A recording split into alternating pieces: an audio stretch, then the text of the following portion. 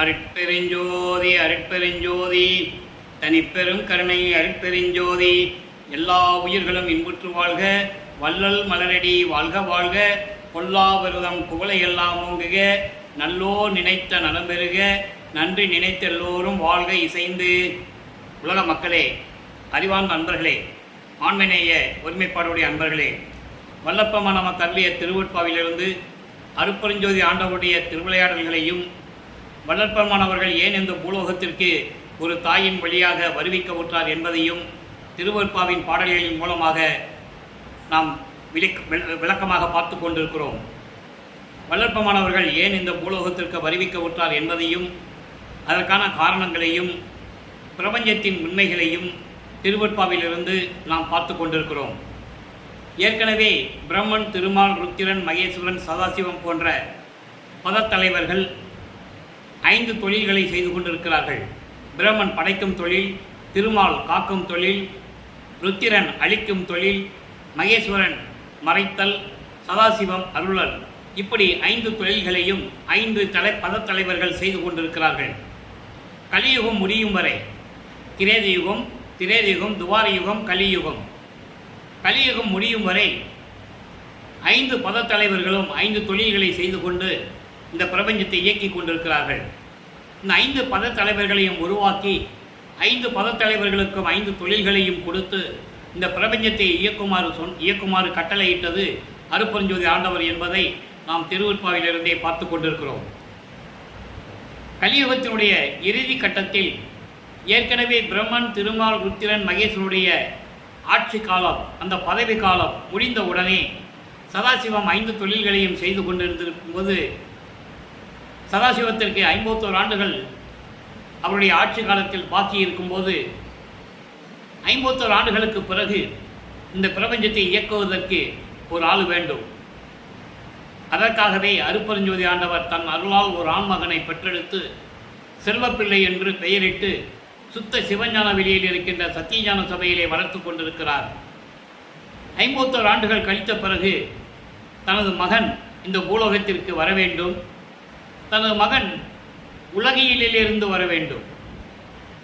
சமயங்களையும் மதங்களையும் மார்க்கங்களையும் சார்ந்து இருந்து கொண்டு உலக மக்களோடு 51 ஆண்டுகள் உலாவி 51 ஆண்டுகள் இருந்து கொண்டு ஏற்கனவே நடந்த பிரபஞ்சங்களில் நடந்த உண்மைகளை எல்லாம் எடுத்து சொல்லி அதெல்லாம் இல்லை என்ற ஒரு நிலையை உலக மக்களுக்கு நிலைநிறுத்த வேண்டும் என்ற நிலையில் தனது மகனை ஒரு தாயின் வழியாக வருவிக்க செய்கிறார். வருவிக்க செய்கிறார் என்பது இறைவனால் அனுப்பப்பட்ட மகன் என்று பொருள். பிறப்பவர்களுக்கு இறப்பு உண்டு, அவதரிக்கிறவர்களுக்கு இறப்பு உண்டு. ஏன் திருமாலை 10 அவதாரங்களில் ஒரு அவதாரத்தில் பிறக்க வேண்டும், அந்த காலங்கள் முடிந்தவுடனே மறு அவதாரம் எடுக்க வேண்டும், பிறக்க வேண்டும். 10 அவதாரங்களும் துவார யுகம் வரைக்கும் நடந்து கொண்டிருக்கிறது. கிரேத யுகத்தில் மச்ச, கூர்ம, வராக, வாமன, நரசிம்ம, பரசுராமன். திரேத யுகத்திலே ராமனும் மட்டும், துவார யுகத்திலே கிருஷ்ணனும் பலராமனும். ஆக இந்த 3 யுகங்களிலுமே திருமாலுடைய திருவிளையாடல்கள், அதாவது 10 அவதாரங்கள் நடந்து கொண்டிருக்கிறது அருட்பெருஞ்சோதி ஆண்டவருடைய கட்டளையின்படி. கலியுகம் வந்தவுடனே, கலியுகத்துக்கு 5000 ஆண்டுகள் தான், இறுதியாக சதாசிவன் தான் ஆண்டு கொண்டிருக்கிறார். அப்போது அந்த 51 ஆண்டுகள் பாக்கி இருக்கும்போது திருவிளையாடல் நடக்குது. 1/1/1823 ஆண்டு அருட்பெருஞ்சோதி ஆண்டவருடைய திருவிளையாடல் ஆரம்பிக்கிறது. 30/1/1874 இரவு 12 மணி வரையிலும் திருவிளையாடல் தொடர்ந்து நடந்து கொண்டிருக்கிறது. 51 ஆண்டுகள். இந்த 51 ஆண்டுகளை 8 ஆண்டுகளாக பிரித்து தனது மகனுக்கு எப்படியெல்லாம் அருளை கொடுக்கிறார் என்பதை தான் திருவொற்பாவிலிருந்தே நாம் பார்த்து கொண்டிருக்கிறோம். அந்த வழியிலே நமது பிள்ளை பெருமானவர்கள் 5/10/1823 ஆண்டு மருதுரையிலே வசித்து கொண்டிருந்த ராமையா பிள்ளை சின்னியம்மர்களுடைய இல்லற வாழ்க்கையில் இறைவனுடைய மகனாக வருவிக்க உற்றார். மருதூர், சிதம்பரம் அருகிலே இருக்கின்ற மருதூர் என்ற கிராமத்திலே வருவிக்க உற்றார். வருவிக்க உற்ற பிறகு அதற்கு முன்னாலேயே அந்த தாயின் கருவறையில் இருக்கும்போது இறைவனுடைய திருவிளையாடல் எப்படி நடந்தது என்பதை நமது வல்லற்பமானவர்கள் ஏற்கனவே திருவருட்பாவிலே தெளிவாக அருளியிருக்கிறதை நாம் பார்த்து விட்டோம். அதாவது இந்த கருவறையில் இருக்கும்போது கருவறை இருட்டாக இருக்கிறது என்று தந்தையிடம் அருட்பெருஞ்சாண்டவர் சொல்லும்போது அருட்பெருஞ்சோதி ஆண்டவர் தன் மகனுக்கு ஒளி காட்டியதையும் வெளிச்சத்தை காட்டுறாரு. குழந்தை கருப்பையில் இருந்துக்கிட்டு ஐயோ அப்பா இருட்டாக இருக்கிறதே என்று சொல்லும்போது அருட்பெருஞ்சாண்டவர் தன் மகனுக்கு வெளிச்சத்தை காட்டுகிறார், ஒளி காட்டுகிறார். பசிக்கிறது என்று கூறும்போது தன் மகனுக்கு அருளமுதம் ஊட்டுகிறார் கருவறையிலே. நல்லா கவனிச்சுக்கிட்டே வரணும். இந்த நிலையிலெல்லாம் மக்களுக்கு யாரும் சொல்லவில்லை. அந்த உண்மைகளை திருவருட்பாவிலே பிள்ளைப்பெருமான் அவர்கள் கூறியிருக்கிறார்கள். அந்த விளக்கங்களை தான் பார்த்து கொண்டிருக்கிறோம். புராணங்களிலும் காவியங்களிலும் நடந்ததையெல்லாம் திருவிளையாடல்களை எல்லாம் மக்களிடம் சொன்னார்கள், மக்களுக்கு தெரிந்தது. இந்த திருவிளையாடல்களை மக்களிடம் சொல்ல மறைத்து விட்டார்கள். அதற்கான காரணங்களை நாம் படிப்படியாக பார்த்து கொண்டிருக்கிறோம். அதன் பிறகு உடம்பு புழுக்கமாக இருக்கிறதே தந்தை என்று சொல்லும்போது தென்றல் காற்று வீசுகிறார் மகனுக்கு கருவறையிலே. இப்படியெல்லாம் திருவிளையாடல் நடந்து கொண்டிருக்கிறது. 5/10/1823 ஆண்டு நமது பிள்ளைப்பெருமான் அவர்கள் இந்த பூலோகத்தை, இந்த மண்ணை தொடுகிறார். மாணவர்களும் தேவர்கள் எல்லாம் வாழ்த்துகிறார்கள். எங்களை ஆளும் அருட்கடலே வாழ்க வாழ்க என்று வாழ்த்துகிறார்கள் என்பதை திருவருட்பாவிலே பாடல்கள் உண்டு. அதன் மூலமாக நாம் பார்த்து கொண்டிருக்கிறோம். அதன் பிறகு 5 மாத குழந்தையாக இருக்கும்போது சிதம்பரத்திலே அவருடைய தந்தை அருட்பெருஞ்சோதி ஆண்டவர் எப்படி வெட்ட வெளியாக தன்னுடைய ரூபத்தை காட்டினார். இறைவனுக்கு உருவம் இல்லை, இறைவன் வெட்ட வெளியிலே ஒளியாக இருந்து கொண்டிருக்கிறார் என்ற நிலையை தன் மகனுக்கு காட்டுகிறார். அதை திருவருட்பாவிலே வல்லற்பமானவர்கள் கூறியிருக்கிறார்கள். அதை பார்த்து விட்டோம். அதன் பிறகு ராமையா பிள்ளை அவர்கள் காலமான உடனே, இறந்தவுடனே சின்னைமையர் அவர்கள் ஏற்கனவே அவர்களுக்கு பிறந்த குழந்தைகள் 4 பேர் உண்டு. 2 ஆண் பிள்ளைகள், 2 பெண் பிள்ளைகள். 5ஆவதாக வருவிக்க உற்ற நமது குழந்தை இறைவன் வல்லற்பெருமான் அவர்களையும் அழைத்து கொண்டு, அப்போ அவருக்கு பேர் ராமலிங்கன்னு பேர். மருதூர் பக்கத்தில் பின்னலூர்னு ஒரு கிராமம் இருக்குது. அங்கே ராமலிங்கேஸ்வரர் கோயில் இருக்குது. அதான் அவங்க குலதெய்வம். அங்கே பேர் வச்சு முட்டை போட்டு காது குத்தி கடுக்கா போட்டாங்க. அந்த கடுக்கானை பின்னாளில் கட்டினது அருட்பெருஞ்சாண்டவர் என்ற விளக்கத்தை நாம் ஏற்கனவே பார்த்து விட்டோம். அப்போது சின்னையமையர் அவர்கள் 5 குழந்தைகளை அழைத்து கொண்டு பொன்னேரி அருகில் இருக்கின்ற சின்னகாவனம் என்ற கிராமத்திற்கு செல்லுகிறார்கள். அங்கே சில காரணங்களால் இருக்க முடியவில்லை. சென்னையிலே வந்து குடியேறுகிறார்கள். ஏழுகணர் பகுதியிலே. முன்னால் மின்ட்டுன்னு சொல்லுவாங்க, இப்போ அதுக்கு பேர் வள்ளலார் நகர். அங்கே இருக்கின்ற வீரசாமி தெருவிலே குடியேறுகிறார்கள். நமது குழந்தை இறைவன் வளர்ந்து கொண்டிருக்கிறார். இது முன்னுரை. இப்போ 8 ஆண்டுகளில் என்ன நடந்தது? முதல் 8 ஆண்டுகள், 51 ஆண்டுகளை 8 பிரிக்கிறாரு. 6 48. கடைசி 3 வருஷம்தான் மேட்டுக்குப்பம் சித்தி வளாகம். இதை நாம் அருட்பெருஞ்சோதி ஆண்டவருடைய திருவிளையாடல் என்ற பதிவிலே நாம் ஏற்கனவே தெளிவாக விளக்கமாக பார்த்தோம். அப்போது அந்த நிலைகளில் இருக்கும்போது நமது குழந்தை இறைவன் வளர்ந்து கொண்டிருக்கிறார். பள்ளியிலே சேர்க்க வேண்டிய வயது வந்துவிட்டது. பள்ளியிலே கொண்டு போய் சேர்க்கிறார்கள். ஆனால் அருட்பெருஞ்சோதி ஆண்டவர் திருவிளையாடல் செய்கிறார். தனது மகன் இந்த உலகியலிலே, இந்த உலகத்திலே எந்த ஆசிரியரிடமும் கல்வி கற்கக்கூடாது. தனது மகன் யாரையும் குருவாக ஏற்றுக்கொள்ளக்கூடாது. தனது மகன் வெள்ளாடை அணிய வேண்டும் என்ற நிலையில் இறைவனுடைய திருவிளையாடல் நடந்து கொண்டிருக்கிறது. அதே நேரத்தில் பள்ளியிலே கொண்டு போய் சேர்க்கிறார்கள். பள்ளியிலே படிக்க முடியாது என்று சொல்லி வந்து விடுகிறார். அவர் படிக்க முடியாது என்று சொல்வதற்கு காரணம் அவர் மனநிலை அப்படி இருந்தது.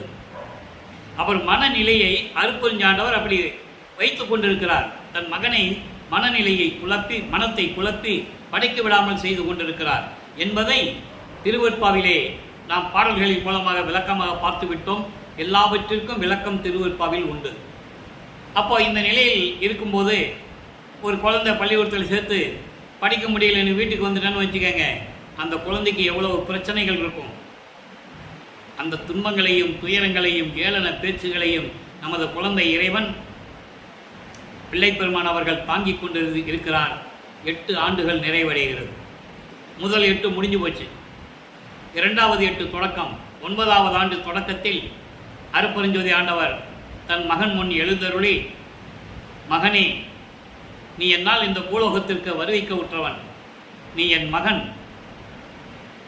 உன்னால் இந்த பூமியில், இந்த பூலோகத்தில் சில காரண காரியங்கள் நடக்க வேண்டியது இருக்கிறது. அதற்காக உனக்கு முன்பருவம் பின்பருவம் காட்டி அருள் செய்வேன் என்று கூறி மறைந்து விடுகிறார். இப்போ பிள்ளை பெருமானவர்களுக்கு இறைவனுடைய மகன் என்ற ஒரு நிலை தெரியும். இதுவரைக்கும் மனக்குழப்பத்தில் இருந்தார். ஏன் இந்த பூலோகத்தில் பிறந்தோம் என்று அந்த மனக்குழத்தில் இருக்கும்போது இறைவன் வந்து ஆட்கொண்ட பிறகு இறைவனுடைய மகன் என்ற நிலை அவருக்கு தெரிந்துவிட்டது. அதன் பிறகு அவருக்கு ஒரு மறைப்பு நிலை ஏற்படுகிறது.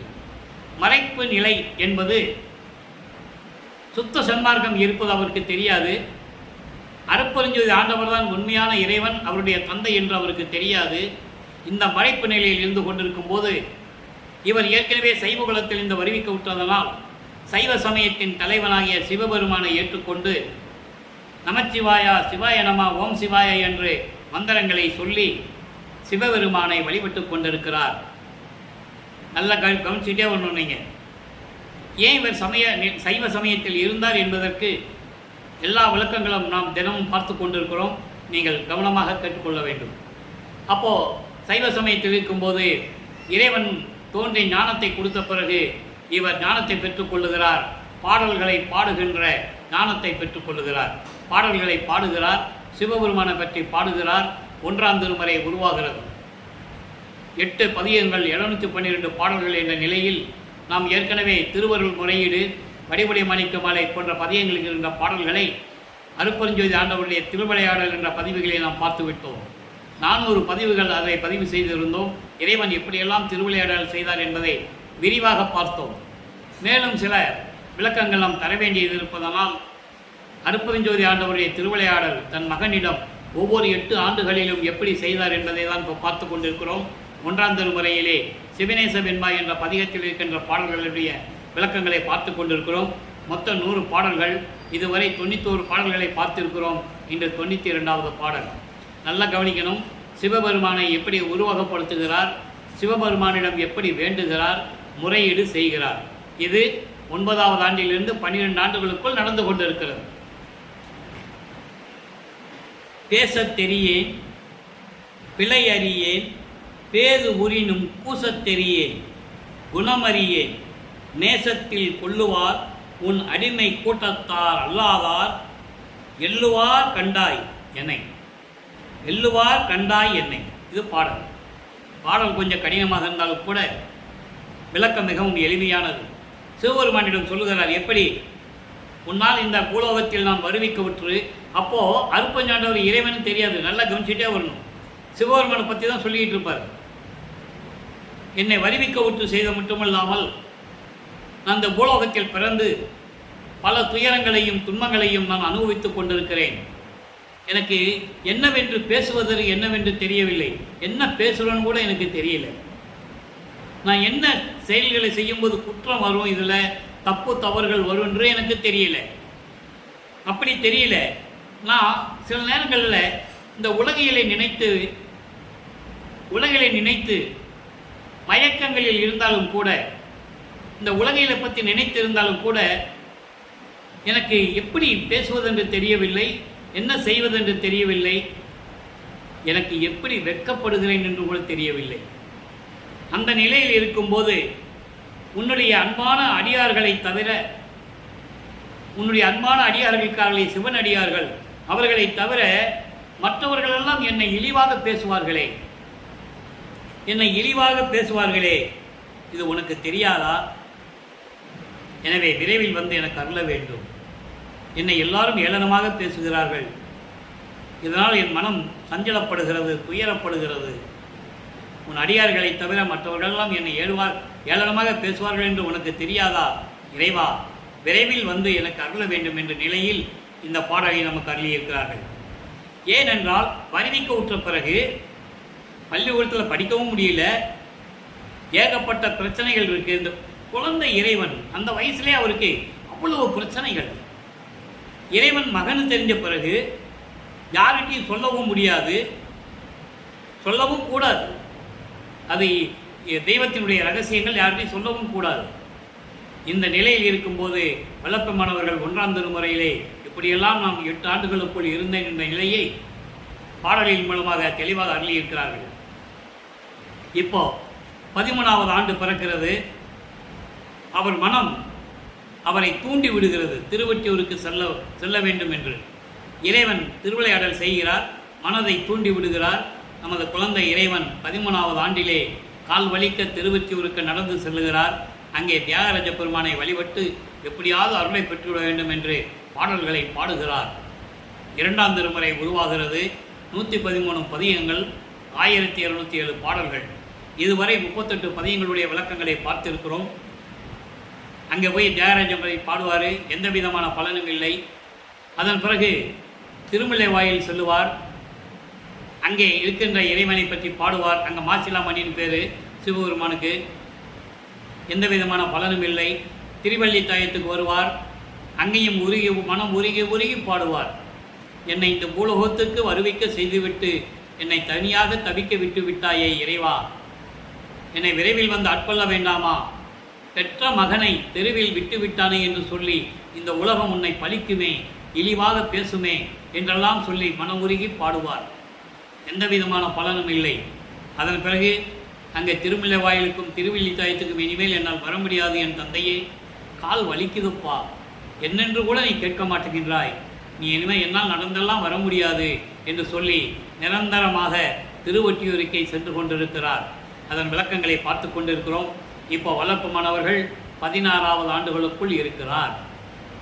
1824ஆம் ஆண்டிலிருந்து 1840 ஆண்டுகள் வரை இந்த 16 ஆண்டுகளில் நமது பிள்ளை பெருமானவர்களுடைய நிலை என்ன என்பதை தான் நாம் இங்கே பார்த்து கொண்டிருக்கிறோம். இப்போ அந்த 2ஆம் திருமுறையிலே பற்றின் திறம் பகிர்தல், அதாவது இறைவனை பற்றி சொல்லுவது 9வது பாடல். நல்ல கவனிங்க. இந்த பாடலுக்கு ஏற்றபடி சுத்த சமார்க்கத்தை பெற்ற பிறகு அங்கே 6ஆம் திருமுறையிலே பதிகம் 39லே 9வது பாடலிலே எப்படி கூறுகிறார் என்பதை நீங்கள் தெளிவாக பார்க்க வேண்டும். அப்போ நீங்கள் உன்னிப்பாக கவனித்தாதான் வள்ளற்பெருமானுடைய நிலை உங்களுக்கு தெரியும். ஈசனை தாயில் இனியவனை, ஒற்றை இன்பனை, அன்பனை, அழியாத தேசனை, தலைவனை. நல்லா கவனிக்கணும். இங்கே சிவபெருமானை தலைவன் சொல்லுவார். அங்கே சுத்த சமார்க்கத்து வந்த பிறகு உண்மையான இறைவன் யார் என்று அவருக்கு தெரிந்த பிறகு என்ன சொல்லுகிறார்? தலைமை தேவனை, ஞான சிற்பனை, சேர்ந்து நின்று ஏத்தா மீசரை, நான் இல் நெட்டரை, நரக நேயரை, தீயரை, தரும நாசரை, அழியா நட்டரை கண்டால் நடுங்குவ மனமே. அவங்கள பார்த்தா மனசு நடுங்குதான். எப்படிப்பட்டவங்களை பார்த்தா? ஈசனை, தாயில் இனியவனை, ஒரு தாயை விட அன்பானவனை, ஒற்றையில் இருக்கின்ற பேரின்பமான இறைவனை, அதான் ஒற்றை இன்பனைன்னு சொல்கிறேன். திருவொற்றியூரில் இருக்கின்ற பேரின்பமான நிலையில் இருக்கின்ற இறைவனை, அன்பாக இருக்கின்ற இறைவனை, அழியாத தேசனை, அதாவது அழியாத ஒளி தேகமுடைய இறைவனை. தேசன் என்பது ஒளி தேகமுடையவன். அப்படிப்பட்ட இறைவனை, தலைமை தேவனை. அப்போ சிவபெருமான் தான் தலைமை தேவன் என்று சொல்லுவார். முத்தேவருக்கும் முதல் தேவனை என்று கூறுவார். பிரம்மனுக்கும் திருமாலுக்கும் ருத்திரனுக்கும் முதல் இருக்கின்ற இறைவன். நல்லா கவனிக்கணும். அதை தான் ஆதிசிவன் என்று சொன்னார்கள். அருப்பெருஞ்சோதி என்று சொல்ல அவர்களுக்கு தெரியவில்லை. சைவ சமயங்களில் சேர்ந்ததனால் அவரை ஆதிசிவன் என்று சொன்னார்கள். ருத்திரன் வேறு, ஆதிசிவன் வேறு. ருத்திரன் பதத்தலைவன், அழிக்கும் தொழிலை செய்யக்கூடிய இறைவன். நல்லா கவனிச்சுட்டே வரணும். அதனால தான் அதனை ருத்திரன் என்று சொல்கிறார்கள். ருத்திரனுக்கும் ஆதிசிவனுக்கும் வேறுபாடுகள் உண்டு என்பதை திருவூர்பாவிலே தெளிவாக நமக்கு அருளியிருக்கிறார்கள். தலைமை தேவனை ஏன் ருத்திரன் சொல்றான்னா, அவன் சைவ சமயத்தை சேர்ந்த தலைவன். பிரம்மனும் திருமாலும் வைஷ்ணவ சமயத்தை சேர்ந்தவர்கள். இப்படி சமய தலைவர்களை வெவ்வேறு படித்து காட்ட வேண்டும் என்பதற்காகத்தான் திருவூர்பாவிலே நமக்கு அருளியிருக்கிறார்கள். அப்படிப்பட்ட இறைவனை மனதில் நினைத்து வணங்காத நீசர்களை, நானில் நெட்டரை, வெட்கமே இல்லாமல் வளர்ந்து கொண்டிருந்தவர்களை, வெட்கமே இல்லாமல் வாழ்ந்து கொண்டிருக்கின்றவர்களை, நரகர்களை, தீயவர்களை, தர்ம சிந்தனை இல்லாதவர்களை, ஈவு இரக்கம் இல்லாதவர்களை, தயவும் கருணையும் இல்லாதவர்களை, ஒளியா நட்டரை, ஒளியா நட்டரை என்பது எப்போ பார்த்தாலும் தீங்கு தான் செஞ்சுட்டு இருப்பாங்க, தீய செயல்களை செய்து கொண்டிருப்பவர்கள். இவர்களை கண்டால் நடுங்குவே நடுங்குவே மனமே மனமே நடுங்குதே என்று மனதிடம் சொல்லுவது போல உலக மக்களுக்கு அப்போ சொல்லிக் கொண்டிருந்தார். காரணம், சைவ நிலையில் இருந்து கொண்டிருந்தார், சிவபெருமானை வழிபட்டு கொண்டிருந்தார். நல்லா கவனிக்கணும். அப்போ சிவபெருமான் தான் இறைவன் என்று சொல்லுவார். காரணம், 4 யுகங்களிலுமே 4 யுகங்கள் அழிந்து விட்டது. அழிந்துவிட்ட நிலையிலும் கூட அந்த அழிந்த யுகங்களிலே தோன்றிய மார்க்கங்களும் சமயங்களும் மதங்களும் சேர்ந்து அழிந்து விட்டது. இப்போ ஒரு யுகம் அழியுதுன்னு வச்சுக்கோங்க, ஒட்டுமொத்தமாக அழிஞ்சிடும். அடுத்த யுகத்துக்கு வரும்போது வேற ஃப்ரெஷ்ஷாக தான் வரும். புதுமையான சமயம், புதுசானதான் எல்லாமே முளைக்கும், எல்லாமே வரும்.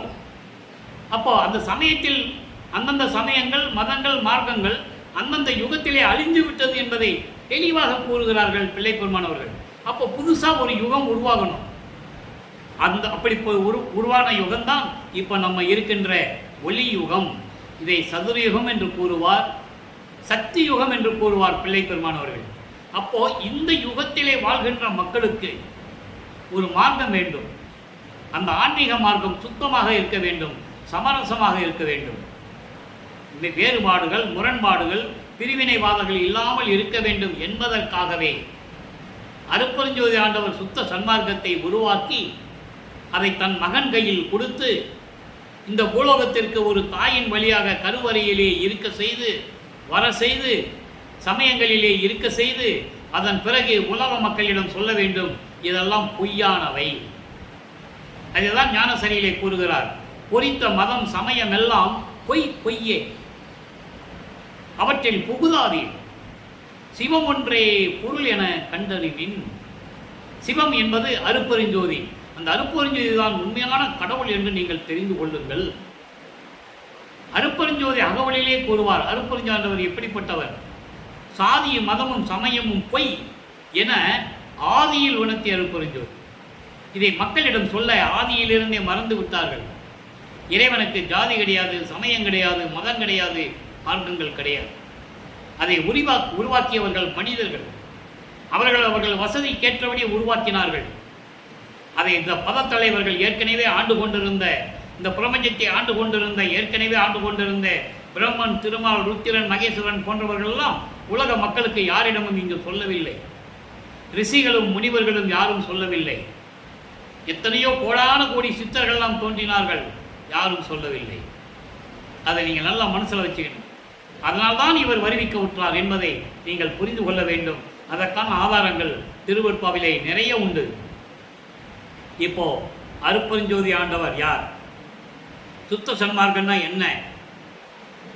தன் மகனுக்கு எப்படி சுத்த சன்மார்க்கம் கொடுத்தார்? எப்படியெல்லாம் அருளை கொடுத்தார்? எப்படிப்பட்ட இறைவன் விண்ணுலகத்திலிருந்து பூலோகத்திற்கு தன் மகனிடம் வந்து எப்படி அருளை கொடுத்தார் என்பதை இப்போ நம்ம பார்க்க போகிறோம். பதிகம் 39 6ஆம் திருமுறை. 2ஆம் திருமுறையில் பதிகம் 39 சிவபெருமானை எப்படி சொன்னார்? இப்போ அதெல்லாம் தேவையில்லை, நான் தெரியாமல் சொல்லிவிட்டேன். அப்போ எனக்கு அற்ப அறிவாக இருந்தது, அப்போ எனக்கு மெஞ்ஞானம் இல்லை, ஞானம் மட்டும் இருந்தது, மெஞ்ஞானம் இல்லை என்பதை அங்கே பேருபதேசத்திலே சொல்லும்போது, கொடிகட்டி பேருபதேசம் பண்ணும்போது வேட்டுக்குப்பத்திலே தெளிவாக கூறியிருக்கிறார்கள் பிள்ளை பெருமானவர்கள். அப்போ அவருக்கு தெரியாது. இப்போ அருட்பெருஞ்சோதி ஆண்டவரை பற்றி என்ன சொல்கிறார், எப்படி பூலோகத்துக்கு வராரு, மகனுக்கு எப்படி அருளை கொடுக்கிறார், இந்த நிலையை வல்லப்பமானவர்கள் வருவிக்க விட்டு 203 ஆண்டுகள் கடந்த நிலையிலும் கூட மக்களிடம் யாரும் சொல்லவில்லை. அதனால் மக்களுக்கு தெரியாது. இப்போ பாருங்க, பற்றிய பற்று அனைத்தனையும் பற்று அறவிட்ட அறிவாம். யாரு? இறைவனை சொல்றாரு அருட்பெருஞ்சோதி ஆண்டவர். அவரை பற்றி சொல்றாரு, பற்றிய பற்று அனைத்தனையும் பற்று அறவிட்ட அறிவாம், பான்மை ஒன்றே வடிவாகி பழுத்த பெரியவரும் உற்று அறிதற்கு அறிய. அன்றலைன் அந்த வார்த்தை, பழுத்த பெரியவரும் உற்று அறிதற்கு அறிய. பெரியவரிங்க என்று சொல்லும்போது அதில் விளக்கங்கள் தனியாக தர வேண்டியது இருக்கிறது. நல்லா கவனிக்கணும். இந்த விளக்கங்கள்லாம் இறைவன் கொடுத்தது எனக்கு. இது நூல் விளக்கம் அல்ல. இறைவன் கொடுத்த விளக்கத்தை உங்களிடம் சொல்லிக் கொண்டிருக்கிறேன். ஒரு பெருவெளி மேல் வெளியில், நல்லா கவனிக்கணும். பெரு வெளி மேல் வெளியில் அண்டர்லைன். ஓங்கு மணிமேடை அமர்ந்து ஓங்கிய சேவடிகள். அப்படிப்பட்ட திருவடிகள். எங்கே இறைவன் இருக்கின்ற இடத்தை சொல்றாரு. பெற்று அறியா பெயர்த்து. பெயர்த்து என்பது விண்ணுலகத்திலிருந்து பூலோகத்துக்கு வருவது. வந்து என் கருத்து அனைத்தையும் இங்கு கொடுத்து. இங்கு என்பது பூலோகம். பிறவாமல் இரவாமல் பிறங்க வைத்தாய் அரசே, கொற்றமுலேன் தனக்கு. அவருக்கு சொல்றாரு, கொற்றமுலேன் தனக்கு இதுதான் போதாதோ, கொடியேன் குடிசையிலும் போனாதே குலவி நுழைந்தனையே.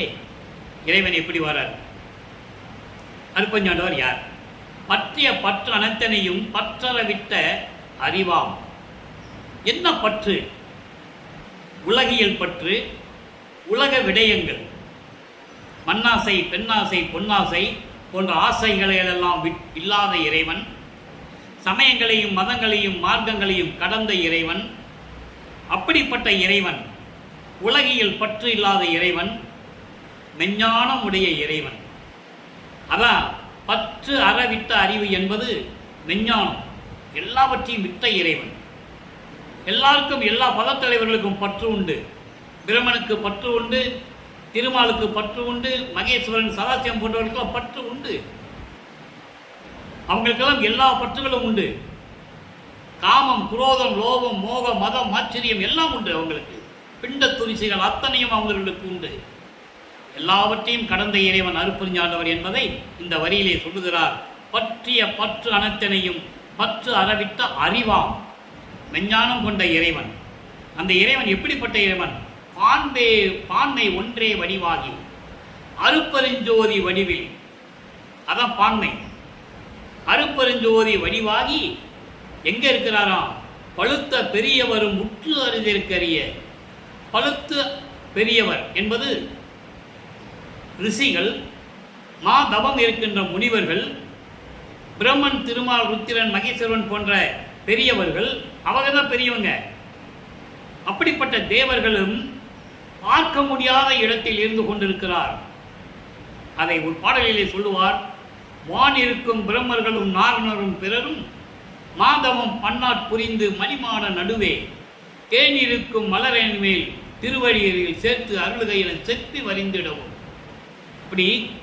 அப்படி வருந்துறாங்க, கவலைப்படுறாங்க இறைவனை பார்க்க முடியலன்னு. அவங்கெல்லாம் பார்க்க முடியாத இறைவன் எங்கே இருக்கிறார்? ஒரு பெருவெளி மேல் வெளியில். நல்லா கவனிக்கணும். பரவெளி, பரம்பரவெளி, பராபரவெளி. அதுக்கு பிறகு பெருவெளி, அதுக்கு மேல பெரு சுகவெளி ஒன்று இருக்கு. அதை தான் இங்க சொல்லுகிறார். பரவெளி, பரம்பரவெளி, பராபரவெளி, பெருவெளி. இந்த வெளிகளை தாண்டி பெருசுக வெளி மேல், பெருசுக வெளியில் ஓங்கும் அங்கே விளங்கி கொண்டிருக்கின்ற மணிமேடை அமர்ந்து. மணிமேடை அமர்ந்து என்பது சத்திய ஞான சபை. நான் ஏற்கனவே கூறியிருக்கிறேன் நண்பர்களே, வல்லப்பமானவர்கள் திருவற்பாவில் கூறுகின்ற சத்திய ஞான சபை அனைத்தும் அங்கே இருப்பது. அதன் பிறகு அவர் தர்மசாலையிலிருந்து விடுபட்டு அங்கே மேட்டுக்குப்பம் சென்ற பிறகு உலக மக்களுக்கென்று ஒரு சத்தியஞான சபை வேண்டுமே, அவங்க வழிபடுவதற்கும் இறைவனை வழிபடுவதற்கு ஒரு இடம் வேணுமென்னு சொல்லி தான் அங்கே இருக்கின்ற சத்தியஞான சபையினுடைய வடிவிலே, எண்கோண அமைப்பிலே இங்கே நமக்கு அருளினார்கள் என்பதை நம்ம ஏற்கனவே தெளிவாக பார்த்து விட்டோம். ஆக அப்படி சத்தியஞான சபையிலே இருந்து கொண்டிருக்கின்ற திருவடிகள் எப்படிப்பட்ட திருவடிகள்? அருள் நடனம் செய்து கொண்டு ஆடி நிற்கும் சேவடி. சேவடிக்கு ஆளானேன் எப்படி சொல்வார் என்றீங்க? என்ன சேவடி? நீங்க எல்லாம் இலக்கியங்களிலும் எல்லாம் பார்த்துருப்பீங்க. சிவபெருமானுடைய நடனம் எப்படி இருக்கும், நடராஜனுடைய நடனம். இவங்கெல்லாம் பதத்தலைவர்கள் லிஸ்ட்ல சேர்ந்தவங்க. வலது காலை ஊனி இடது காலை தூக்கி நடனமாடியவர்கள். அருப்பெருஞ்சோதி ஆண்டவர் இடது காலை ஊன்றி வலது காலை தூக்கி நடனமாடுகின்றவர். அப்படிப்பட்ட சேவடிகள். ஆடி நிற்கும் சேவடிக்கே ஆளானே மாலாத யாக்கை பெற்றேன் என்று கூறுவார். மாலாத யாக்கை என்பது மரணமில்லா பெருவாழ்வு, அழியா உடம்பு, மரணமில்லா பெருவாழ்வு. அப்படிப்பட்ட திருவடிகள் பெற்று அறிய பெயர்த்து விண்ணுலகத்திலிருந்து அருள் வல்லமையோடு விளங்கி கொண்டிருக்கின்ற, அருளோடு விளங்கி கொண்டிருக்கின்ற என் தந்தையினுடைய திருவடிகள் பூலோகத்திற்கு வந்து மண்ணிலே நடந்து கால் சிவக்க வந்து அவங்க அப்பா அப்படி வந்தாரா, கால் சிவந்து போச்சான் அவங்க அப்பாவுக்கு. மகனை பார்க்குறதுக்கு மண்ணில் நடந்து வராரா, ரோட்டில் நடந்து வராரு, மண்ணில் அது இருக்கிற இந்த கருங்கல்லாம், பருக்கர்கள், கருங்கல்கள், கல்லெல்லாம் குத்தி அப்பாவுடைய பாதம் சிவந்து போச்சான். இதெல்லாம் விளக்கமாக நம்ம ஏற்கனவே பார்த்துட்டோம். அப்படி வந்து அப்படிப்பட்ட திருவடிகள் பூலோகத்திற்கு என்னை பார்க்க வந்து என் கருத்து அனைத்தும் நான் உள்ளத்தில் என்னென்ன நினைச்சனோ அத்தனையும் இந்த பூலோகத்தில் எனக்கு கொடுத்தேன். இங்கு இங்கு கொடுத்து இந்த பூலோகத்தில் அத்தனையும் கொடுத்து இறைவனுக்கு என்னென்ன அருள் தன்மை உண்டோ அத்தனையும் ஏமசக்தி, சாகா கல்வி, தத்துவங்களை நிகரம் செய்தல், கடவுள் நிலை அறிந்த அம்மையமாதல், மரணமில்லா பெருவாழ்வு நிறைய உண்டு. எல்லாவற்றையும் எனக்கு கொடுத்து உன் அருளாட்சிக்கு உட்பட்டவன் நான். எல்லாத்தையும் கொடுத்து உன்னுடைய அருளாட்சிக்கு உட்பட்டவனாக்கினாய் என்னை. உன் அருளாட்சிக்கு உட்பட்டவனாக்கினாய் என்னை. அதான் சொல்றாரு, கொற்றம் உலேன் தனக்கு. உன்னுடைய பாதுகாப்பில், உன்னுடைய அருளாட்சியினுடைய பாதுகாப்பில் வைத்திருந்த எனக்கு இதுதான் போதாதோ? இப்ப நீ கொடுத்ததெல்லாம் எனக்கு போதாதா மகனே, என் தந்தையே? மகனுக்கு நீ கொடுத்ததெல்லாம் போதாதா தந்தையே? உன் அருளாட்சியின் கட்டுப்பாட்டில் தானே நான் இருந்து கொண்டிருக்கிறேன். இவ்வளவையும் கொடுத்து இது போதாது என்று சொல்லி இந்த கொடியே இந்த சின்னவனுடைய குடிசையிலும் கோணாத குலவி நுழைந்தனையே. உள்ளம் என்னும் குடிசையிலும் சரி, நான் இருக்கின்ற குடிசையிலும் சரி, மனம் கோணாமல் மகிழ்ந்து நுழைந்தனையே என்று கூறுகிறார். அங்கே சென்னையில் இருக்கிற வரைக்கும் 33 ஆண்டுகளும் எந்த விதமான அருளையும் பெற முடியாமல் சமயங்களை நாடிக்கொண்டிருந்த போது சுத்த சன்மார்க்கத்தை பெற்ற பிறகு அவர் எப்படியெல்லாம் அருளை பெற்றுக் கொண்டார் என்பதை கூறுகிறார். அதைதான் பிள்ளை பெருமான் அவர்கள் கூறுகிறார்கள். உலக மக்களே, நீங்கள் நினைக்கின்ற சமயங்களும் மதங்களும் மார்க்கங்களும் அழிந்து விட்டன. அது நிலையானது அல்ல. உங்களுக்கு தெரியாது, யாரும் உங்ககிட்ட சொல்லலை. அதை சொல்கிறதுக்கு தான் நான் அந்த பூலோகத்துக்கு வந்திருக்கிறேன். இனிமேல் காலங்கள் கிடையாது, காலங்கள் ஓடிக்கொண்டிருக்கிறது. அருட்பெருஞ்சோதி ஆண்டவர் வந்துவிட்டார். நீங்கள் சுத்த சன்மார்க்கத்திற்கு வாருங்கள், நீங்கள் மரணமில்லா பெருவாழ்வை பெற்றுக்கொள்ளுங்கள், இறைவனிடம் எல்லா செல்வங்களையும் பெற்றுக்கொள்ளுங்கள் என்று கூறுகிறார். அதுக்கு சொன்ன பிறகு இதை உற்றது உரைக்கல்னு ஒரு பதியம் இருக்கு, 90வது பதியம் 6ஆம் திருமுறையில். அதில் 10வது பாடலில் சொல்லுவார். இங்கே என்ன சொல்றாரு? அதாவது எல்லாவற்றையும் பிறவாமல் இரவாமல் பிறங்க வைத்தாய், எனக்கு பிறப்பு ஏற்பில்லாமல் என்னை நிலையாக நிறுத்தி விட்டாய் என்று சொல்லுகிறார்.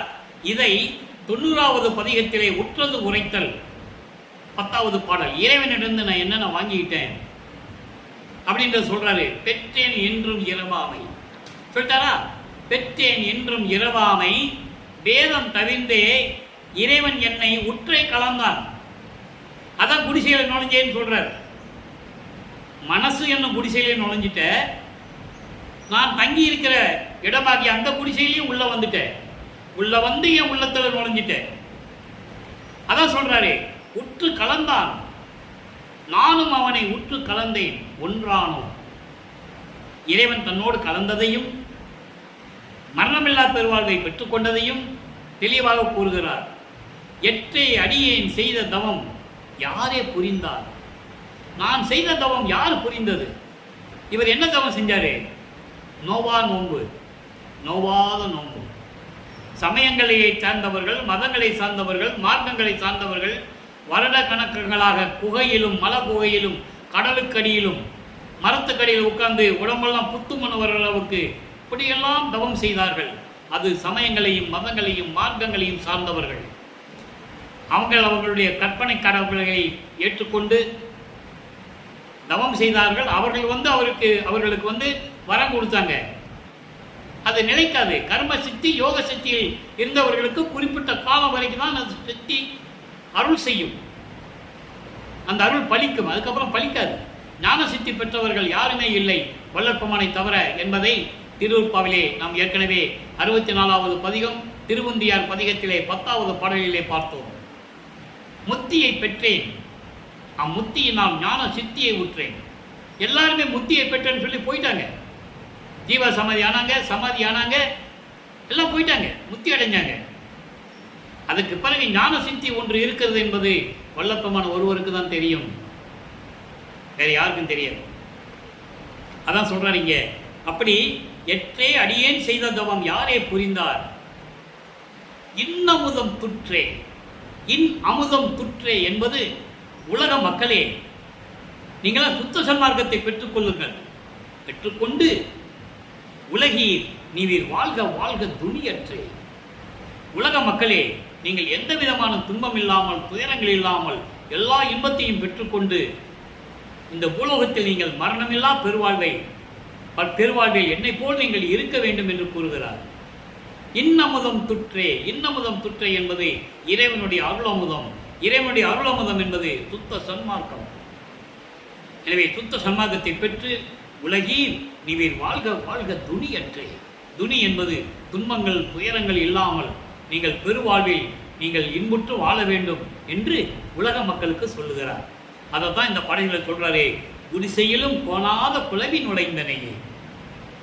ஆக இறைவன் தன்னோடு, அதாவது குடிசைக்கு வந்து விண்ணுலகத்திலிருந்து பூலோகத்துக்கு வந்து தான் இருக்கிற குடிசைக்கு வந்து இவர் உள்ளத்திலையும் நுழைஞ்சி எல்லா அருளையும் கொடுத்து விட்டார் என்பதை திருவருட்பாவின் பாடலின் மூலமாக நாம் ஏற்கனவே பார்த்து விட்டோம். அதனால தான் சொல்றாரு, அகவல்ல சொல்வாரு, பெருவெளி அதனை பெருசுக வெளியில் அருள் திரள் வகுத்தாரு பெருஞ்சோதி. அப்ப வெளிகளை எப்படி சொல்ற பாருங்க, பெருவெளியிலிருந்து பெருசுக வெளிக்கு வரணும். அதான் சுத்த சிவஞான வெளி, 16வது நிலை. அங்கதான் சத்தியஞான சபை இருக்கு. அப்படிப்பட்ட இறைவன் எனது தந்தை பூலோகத்திற்கு வந்து எனது குடிசைக்குள்ள நுழைஞ்சி என் உள்ளத்தில் நுழைஞ்சி எனக்கு எல்லா அருளையும் கொடுத்தார் என்பதை தெளிவாக பாடலிலே கூறுகிறார். எனவே அன்பர்களே, வல்லற்பெருமானுடைய அருள் நிலை என்ன, அவர் யாரு, அதை முதல்ல நீங்க தெரிஞ்சுக்கணும். உலகியல்ல சொன்ன விளக்கங்கள் வேறு. அவர் ராமையா பிள்ளைக்கும் சின்னையம்மையாருக்கும் 5வது மகனாக பிறந்தார். அதுக்கப்புறம் சிதம்பரம் போனாங்க, அங்கே பார்த்தாரு, நடராஜ கோயிலில் போய் பார்த்தாரு, அதெல்லாம் சொல்லுவாங்க. அதுக்கப்புறம் சின்னக்காவனம் போனாங்க, அப்புறம் சென்னைக்கு போனாங்க. கடைசியில் வந்து மனைவிக்கு ஒரு பொண்ணை தாலி கட்டினாரு, மனைவி அப்படியே விட்டுட்டு அப்படியே போயிட்டாரு. இதெல்லாம் உலகில் சொன்ன விளக்கங்கள். அப்புறம் சித்தி வளாகம் வந்தார், ரூமை கூட்டினாரு, கதவை சாத்தினாரு, மறைஞ்சு போயிட்டாரு. இப்படி பொதுப்படையாக பேசினார்களே தவிர திருவருட்பாவில் கூறப்பட்ட உண்மைகள் உலக மக்களுக்கு தெரிய வேண்டும் என்பதற்காக திருவருட்பாவை இயற்றினார்கள். நல்லா புரிஞ்சுக்கணும். அப்போ அந்த நிலையில் இருக்கும்போது வல்லற்பெருமான் யார்? இறைவனுடைய மகன். எதற்காக பூலோகத்துக்கு வந்தாரு? சுத்த சன்மார்க்கத்தை உலக மக்கள்கிட்ட சொல்லணும், உண்மைகளை வெளிப்படையாக சொல்லணும், உள்ளதை உள்ளபடி சொல்ல வேண்டும், மறைச்சி சொல்லக்கூடாது. இதுக்கு முன்னால் இருந்தவர்களை மண்மூடி மறைத்து விட்டார்கள் என்று சொல்லுவார். காரணம், அவங்களுக்கு சுத்த சன்மார்க்கம் தெரியாது. அதனால மாயைகளையும் மயக்கங்களையும் மலங்களையும் சூழ்ந்தவர்கள், ஆணவம் கண்மம் மாயை திரோதை என்ற மலங்களில் சூழ்ந்தவர்களால் உண்மையை சொல்ல முடியாது. என்னால் தான் சொல்ல முடியும், சுத்த சன்மார்க்கத்தை சேர்ந்தவர்களால் சொல்ல முடியும் என்ற நிலையை வல்லற்பெருமான் தெளிவாக மக்களுக்கு அருளி இருக்கிறார்கள், அறிவுரை கூறியிருக்கிறார்கள் என்பதை புரிந்து கொண்டு, அன்பர்களே, நீங்களும் சுத்த சன்மார்க்கத்தில் இணைந்து, சுத்த சன்மார்க்கம் என்பது இறைவன் ஒருவன் என்ற நிலை. அந்த இறைவனுக்கு உருவம் இல்லை, ஜோதி வடிவில் இருக்கிறார். மகாமந்திரம் சொல்ல வேண்டும். அருட்பெருஞ்சோதி அருட்பெருஞ்சோதி தனிப்பெருங்கருணை அருட்பெருஞ்சோதி என்ற மகாமந்திரத்தை சொல்லி கொலையும் குலையும் தவிர்த்து, முக்கியமானது எந்த உயிரையும் கொல்லக்கூடாது. அந்த உயிரை கொன்று அந்த நாறுகின்ற பிணத்தை நம் உடம்புக்கு உணவாக எடுத்துக்கொள்ளக்கூடாது. அதுதான் சுத்த சன்மார்க்கம். ஈவு, தயவு, இரக்கம் இருக்க வேண்டும், ஜீவகானிய ஒழுக்கத்தில் இருக்க வேண்டும். அப்படி இருந்து கொண்டு இறைவனை வணங்கி இறைவனுடைய அருளையும் செல்வங்களையெல்லாம் நீங்கள் பெற்றுக்கொண்டு இந்த வையகத்தில் நீங்கள் வாழ்வாங்க வாழ வேண்டும், நோயற்ற வாழ்வில் வாழ வேண்டும், மரணமில்லா பெருவாழ்வில் நீங்கள் வாழ வேண்டும் என்று இறைவன் கொடுத்த தயவோடையும் கருணையோடையும் இறைவன் ஆசி பெற்றவன் என்ற முறையில் இந்த வள்ளலார் ஊழியன் உங்களை வாழ்த்தி வணங்கி விடைபெறுகிறேன். நன்றி, வணக்கம். அருட்பெருஞ்சோதி அருட்பெருஞ்சோதி தனிப்பெருங்கருணை அருட்பெருஞ்சோதி. நாளையும் இறைவனுடைய விளக்கம் வரும். கேட்டு மகிழ்ந்து இறைவன் அருளை பெற்றுக்கொள்ளுங்கள்.